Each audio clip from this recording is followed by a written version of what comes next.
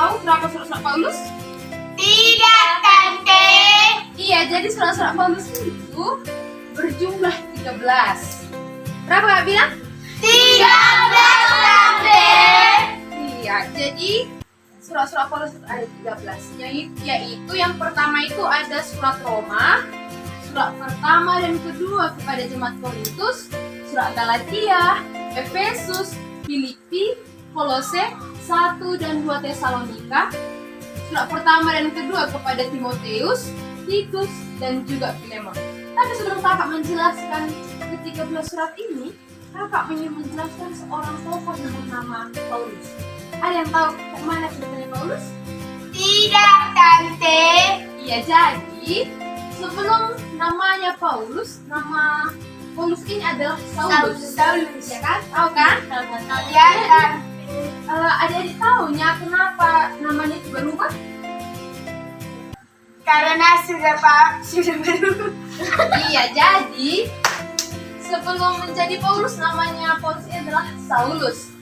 Jadi Paulus ini berasal dari sebuah kota yang namanya Tarsus.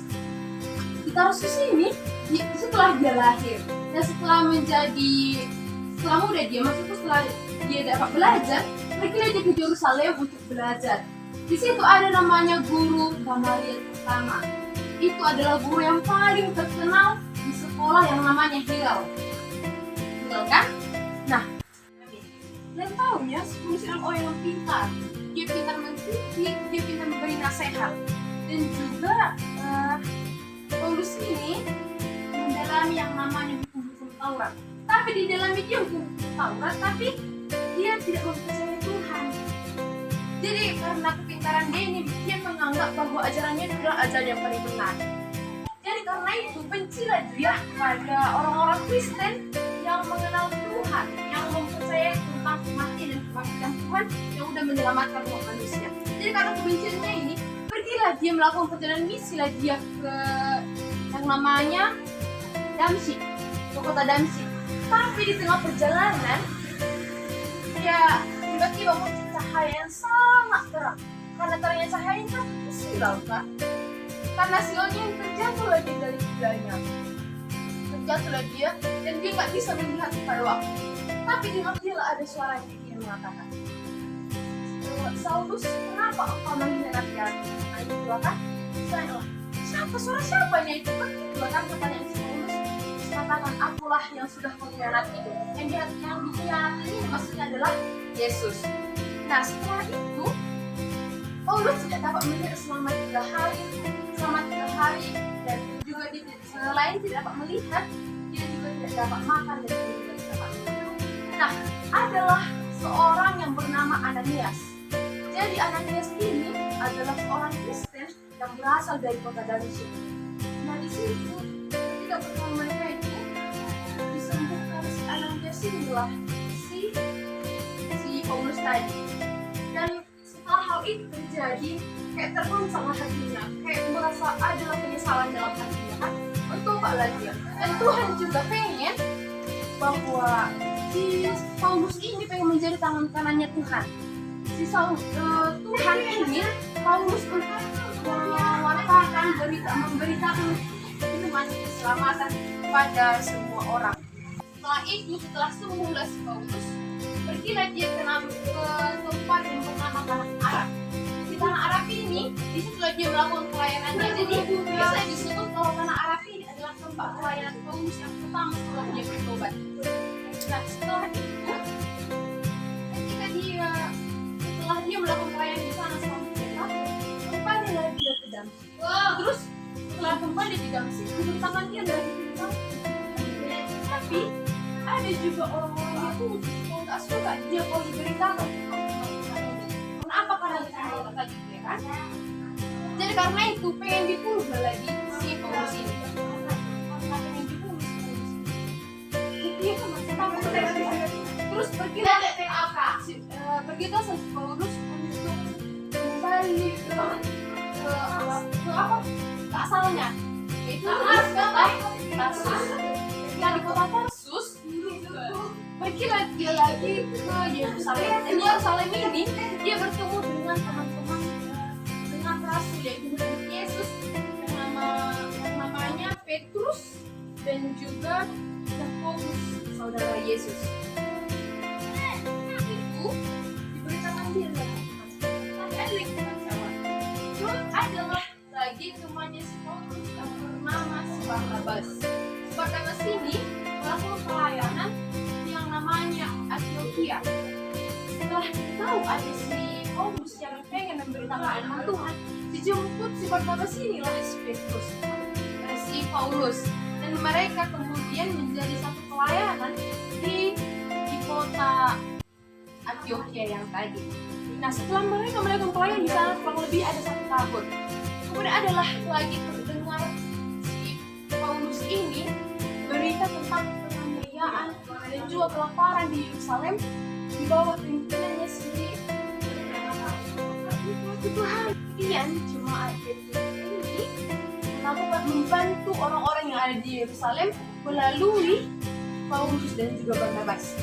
Nah, kita akan masuk ke 13 surat yang tadi yang dikirim oleh Paulus. Yang pertama itu adalah tentang surat Paulus kepada jemaat di Roma. Nah, di jemaat di Roma ini ada sebuah kawan. Kekacauan itu mereka menganggap perbedaan antara Yahudi dan juga non-Yahudi. Mereka orang-orang di situ sangat menjaga tradisi nenek moyang mereka yang terdahulu. Mereka beranggapan kalau mereka bersunat maka mereka diselamatkan. Jadi mereka ini masih menganut kepercayaan pada perjanjian lama, padahal kan perjanjian sudah mati, sudah bangkit juga untuk menebus dosa-dosa manusia. Nah, kemudian karena itu keluarlah nasihat Paulus supaya mereka memahami bahasa keselamatan dan mereka tidak pecah. Dan kemudian kita masuk ke surat pertama dan kedua Korintus. Jadi di Korintus ini ada orang-orang yang sangat makmur, tapi karena makmur orang itu mereka tidak tahu lagi membedakan apa yang benar dan apa yang salah. Mereka di sini melakukan pencabulan. Yang tahu sih dengan tempat pencabulan. Jadi pencabulan itu kan, dan menikah orang ini. Tapi pergilah orang ini ke keluarga orang lain dan mereka hidup di situ. Kemudian si polisi ini padahal si polisi ini menganggap kalau jemaat itu sudah dewasa, padahal masih anak-anak orang itu dalam bidang rohaninya. Setelah itu pergilah setelah itu kan kecewalah hati si polisi karena mendengar hal demikian. Tetapi datanglah si Titus memberitakan kepada Paulus bahwa jemaat. Oleh karena itulah dikirimkan si Pauluslah surat yang kedua pada jemaat itu. Kemudian kita masuk ke jemaat Galatia. Jadi jemaat Galatia ini hampir sama dengan jemaat seperti yang di Roma. Si Paulus ini ditulis sebagai pemberontak. Si Paulus ini dituduh bahwa dia udah merubah tentang firman Tuhan itu. Jadi di sini non-Yahudi sangat tertekan dengan hal itu.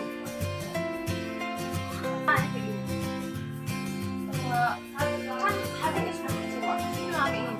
Kenapa sih kok cepat kali lagi yang berbalik daripada Tuhan? Jadi mereka masih mempercayakan Taurat. Kemudian Petrus melanjutkan dan mengirim suratnya kembali kepada surat Efesus. Jadi surat Efesus ini dikirimkan si Paulus ke penjara. Kalau kayak mana lah orang padahal dia sedang berada di penjara. Nah, di sini ada seorang teman Paulus yang sangat berbaik hati, dan dialah yang membantu Paulus untuk mengirimkan surat-surat Paulus untuk menasihati orang-orang yang ada di Efesus ini. Nah, di sini dipesankan Paulus supaya hidup mereka kudus dan tidak puas. Paulus mengatakan supaya mereka tidak merasa puas dengan apa yang sudah mereka capai, dan mereka di situ mengalami banyak hal yang terbaik. Jadi di sini Paulus ada yang sebenarnya. Kemudian di jemaat Filipi, di sini dinasehatkan si Paulus bahwa nanti akan kami sudah penyusup yang nantinya mengakibatkan perpecahan kepada jemaat yang dipilih. Untuk itu, mereka diajarkan supaya mereka saling menghargai, supaya mereka sehati dan sepihak untuk melakukan pekerjaan. Kemudian ada lagi jemaat Kolose. Di sini, jemaat Kolose ini, Paulus menasihatkan supaya mereka tahu bagaimana perbuatan yang benar dan bagaimana perbuatan yang salah, dan supaya mereka tidak melenceng ke ajaran-ajaran sesat yang akan membuat mereka berpecah dan juga berbalik kepada Tuhan. Dan kemudian Paulus mengirimkan surat 1 dan juga 2 Tesalonika. Dan di sini jemaat Tesalonika ini sangat membutuhkan pengajaran yang benar supaya mereka menjadi orang Kristen yang baik, dan mereka harus menjaga kekudusan mereka supaya ketika Tuhan datang mereka tidak ada yang berdosa. Kemudian kita masuk kepada jemaat kepada surat pertama dan kedua Timotius. Paulus mengirim surat kepada Timotius ini. Jadi Timotius ini sangat membutuhkan penguatan. Jadi si Paulus ini menguatkan Timotius supaya Timotius dapat kuat menghadapi pelayanannya di situ.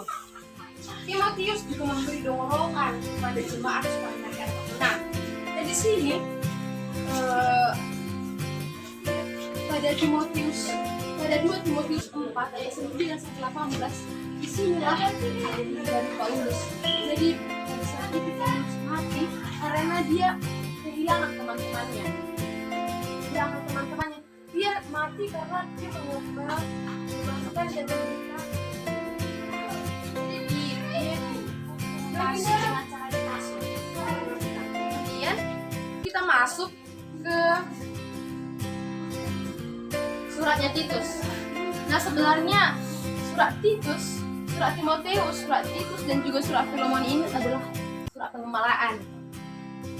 Paulus di sini mengajarkan supaya mereka dalam pengajaran dan juga pengelolaan jemaat itu seimbang, dan tapi jemaat situ dengan jemaat mereka juga agak ceroboh. Untuk itulah Paulus menekankan buah-buah keselamatan untuk perbuatan baik. Dan yang terakhir adalah surat Filemon. Di surat Filemon ini adalah tentang pengampunan Filemon kepada Onesimus. Jadi Onesimus ini adalah orang yang melakukan kesalahan kepada si Filemon pada zaman dahulu. Jadi disinilah dilakukan pengampunan kepada mereka atas kesalahannya di masa lalu. Jadi begitulah perjalanan Paulus yang begitu panjang. Meskipun banyak rintangan, meskipun banyak masalah, tetapi dia tetap memberitakan tentang berita keselamatan untuk orang-orang Kristen. Mulai dari permasalahan itu mulai dari Allah, mulai dari pecahan-pecahan dan juga percabulan ada mereka yang pendidikan dan lain sebagainya. Tetapi meskipun begitu banyak kesibukan, meskipun dia berada dalam penjara, tetapi Paulus ini tidak berjumuk, dia tidak merasa kelelahan, dia tidak berputus asa untuk memberitakan keselamatan tentang firman Tuhan. Demikian dari Sekolah Minggu, terima kasih.